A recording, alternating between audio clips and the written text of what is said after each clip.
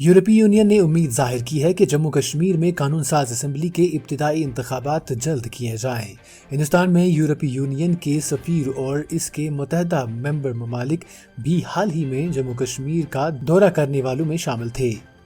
मरकज के ज़ेर एहतमाम इस दौरे में सिविल और फौजी हुकाम, सियासी नुमाइंदों और सिविल सोसाइटी के मुंतखब नुमाइंदों से मुलाकात हुए।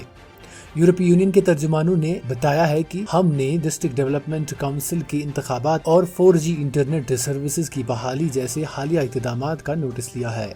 तर्जुमान ने कहा है कि ऑनलाइन और ऑफलाइन इजहार राय का हक तमाम जमहूरी लोगों के लिए कलीदी कदर है। उन्होंने कहा है कि हम सियासी और माशी मैदान में उठाए जाने वाले मुतहदा दीगर अहम इक़दामात के मुंतज़र हैं, जिनमें कानून साज असेंबली के इंतखाबात भी शामिल हैं। हम इस पर भारत के साथ बातचीत जारी रखने के मुंतज़र हैं। टीम में Sudan, Finland, New Zealand, Italy, Ireland, France, Spain, पुर्तगाल, बेल्जियम और एस्तोनिया के सफीर शामिल थे।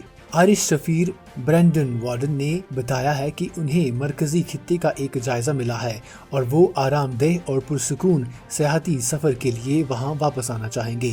वार्डन ने आला हुकाम के जरिए ब्रीफिंग के साथ साथ सिक्योरिटी की सूरत हाल पर भी इत्मीनान का इजहार किया है। भारत के पड़ोस से ताल्लुक रखने वाले एक सीनियर सफीर जो इस टीम का हिस्सा थे ने कहा है, चीफ सेक्रेटरी के साथ साथ चिनार कोर कमांडर की ब्रीफिंग बहुत मुतासिर कुन थी और इसने सफीरों को ज़िमनी सूरत हाल और सलामती के बारे में एक मुकम्मल ख्याल दिया है, जिसमें खित्ते के तासुरात भी शामिल हैं। ब्यूरो रिपोर्ट, खबर उर्दू।